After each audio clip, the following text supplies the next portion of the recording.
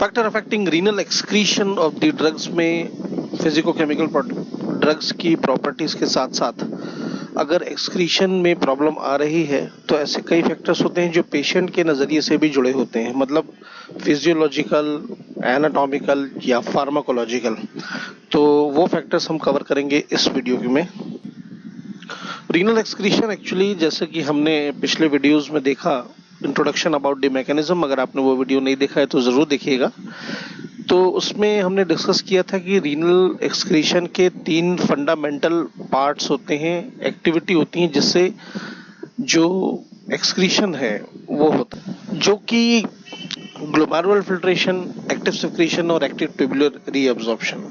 मतलब एक किस्म की फिल्टरिंग असेंबली है कुल मिलाकर के किडनी।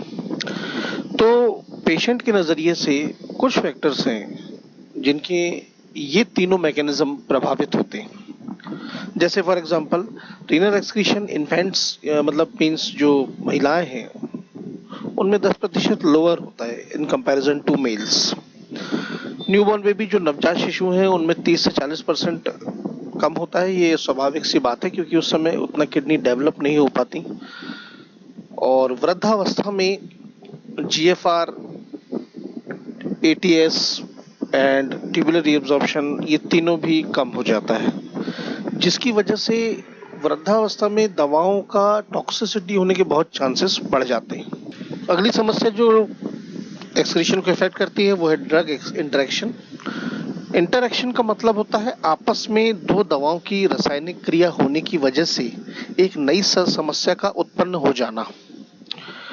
जैसे जैसे उम्र बढ़ती है या बीमारियां बढ़ती हैं, खासतौर पे जो लॉन्ग टर्म है, जैसे मधुमेह है, उच्च रक्तचाप है, इनमें मरीज को हमेशा लंबे समय तक बहुत सारी दवाओं का सेवन करना पड़ता है, जो कि काफ़ी प्रॉब्लम कर सकती है। मतलब अगर जैसे वृद्धावस्था है और एक्सक्रीशन प्रॉपरली खुद नहीं हो रहा है तो उस समय पर ड्रग इंटरेक्शन कुछ ऐसी प्रॉब्लम्स कर देता है जिससे कि सारा सिस्टम गड़बड़ा जाता है। जैसे first, alteration of protein binding. Protein binding एक स्वस्थ व्यक्ति में जैसे कोई ऐसी मेडिकल कंडीशन नहीं है तो उस समय पे शरीर उसको ऐसे अपनाता है कि प्रोसेस ड्रग का एडीएमई अच्छा चलता रहता है। लेकिन मेडिकल कंडीशन में, ओल्ड एज में ये ड्रग इंटरेक्शन हो जाता है और एक दूसरे को ड्रग डिस्प्लेस कर देती हैं, जिसकी वजह से टॉक्सिक हो जाती है, टॉक्सिसिटी। जैसे example, gentamicin induced nephrotoxicity by फ्यूरिसिमाइड।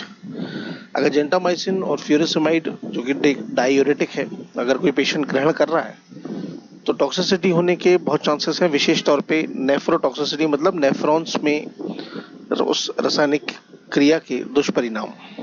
Next है ऑल्टरेशन ऑफ यूरिन पीएच। जैसा कि हमने स्टार्टिंग में देखा था कि यूरिन की एक बहुत लंबी पीएच रेंज होती है, 4.5 टू 7.5। इसलिए जो भी हम खाद्य सामग्री, तरल पेय को ग्रहण करते हैं वो शरीर हमारा, किडनी भी उसे एक्सेप्ट कर लेती है क्योंकि लंबी पीएच रेंज है। लेकिन ऐसी बहुत सारी दवाएं हैं जो कि यूरिन के पीएच को इफेक्ट कर देती हैं, और यूरिन का पीएच अगर इफेक्ट होगा तो बहुत प्रॉब्लम हो जाती है। जैसे ammonium chloride, methionine, ascorbic acid. Ascorbic acid के जरिए मैं एक एग्जांपल आपको बताता हूँ। जैसे अभी कोरोना काल में विटामिन सी की लोग बहुत गोलियां खा रहे हैं, तो मेरा इस सेक्शन के माध्यम से एक सुझाव भी रहेगा कि विटामिन सी अच्छा है, शरीर के लिए बहुत ज़रूरी है, इम्यूनिटी के लिए, क्योंकि विटामिन सी और जिंक काफ़ी महत्वपूर्ण भूमिका निभाते हैं रोग प्रतिरोधक क्षमता में। लेकिन वो कहावत है कि कोई चीज़ की अति बहुत गड़बड़ है। तो एस्कॉर्बिक एसिड भी आप बहुत ज़्यादा खाएंगे, बहुत आपके शरीर में जाएगा तो वो यूरिन के पीएच को एसिडिक बना देगा, जिससे कि मेडिकल कंडीशन जनरेट होंगी, जैसे कि नेफ्रोटॉक्सिसिटी की बात हुई, या फिर रीनल से संबंधित बहुत सारी समस्याएं। कुछ दवाएं हैं जैसे मॉर्फिन है, एम्फेटामिन्स हैं, ये भी बहुत इफेक्ट करती हैं। अल्कोहल डेफिनेटली इफेक्ट करता है।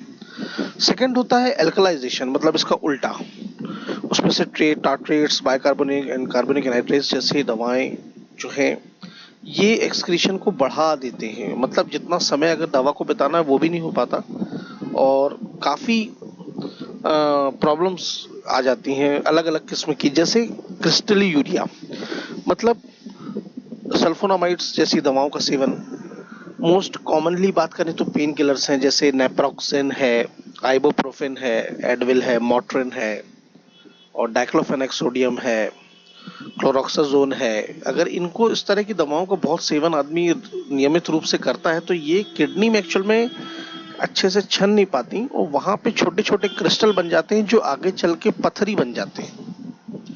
और ये पथरी की समस्या तो आप सब जानते ही होंगे, तो ये भी एक पेशेंट से संबंधित फैक्टर है।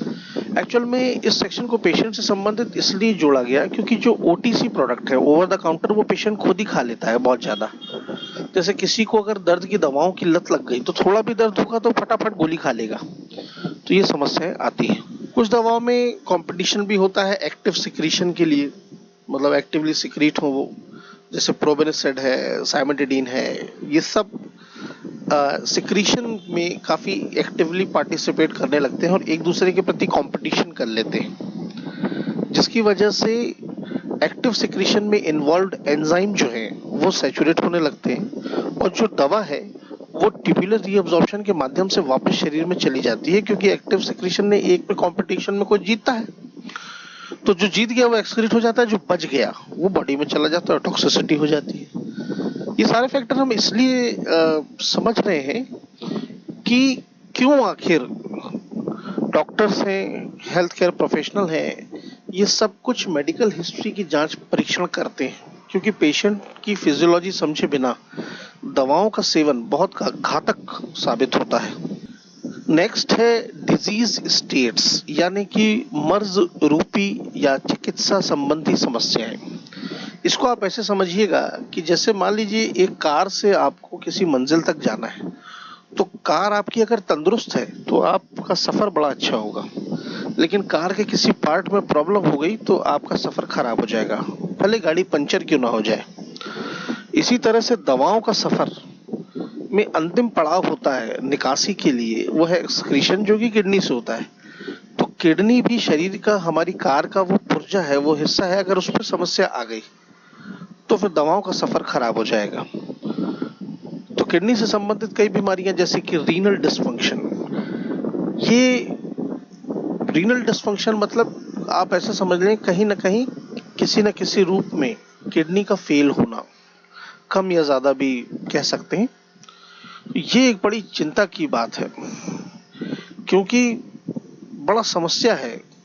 अगर किडनी में एक किस्म की वो मशीन है जिसके कई पार्ट्स हैं, नेफ्रॉन है, प्रॉक्सिमल कन्वर्टेड ट्यूब्यूल है, डिस्टल कन्वर्टेड ट्यूब्यूल है, कलेक्टिंग ट्यूब्यूल है, सब पुर्जे काम करते हैं। अगर एक पुर्जा थोड़ा गड़बड़ हो गया तो बड़ी समस्याएं आ सकती हैं। तो रीनल डिसफंक्शन एक पहला हुआ, और दूसरा हुआ यूरेमिया, मतलब ग्लोमेरुलर फिल्ट्रेशन, और तीनों ही मैकेनिज्म का ध्वस्त हो जाना। और इसमें सीधे सीधे कहें तो अब दवा छनेगी ही नहीं, ब्लड से छनेगी नहीं, यूरिन फॉर्मेशन होगा ही नहीं, तो सीधी सी बात है कि टॉक्सिसिटी होने लगेगी। इसलिए आपको ध्यान होगा कि मधुमेह के रोगी हों चाहे और भी मेडिकल कंडीशन में किडनी फंक्शन टेस्ट और ये सबको बहुत जरूरी है करवाना, ये देखने के लिए किडनी ठीक से काम कर रही है कि नहीं, क्योंकि किडनी हमारे शरीर का बहुत इंपॉर्टेंट एक ऑर्गन है। सो डियर स्टूडेंट्स, इस वीडियो के माध्यम से हमने जाने वो पेशेंट संबंधी फैक्टर्स जो कि इफेक्ट कर सकते हैं रीनल एक्सक्रीशन को। कंटिन्यू करेंगे इसी सीरीज में। Thank you.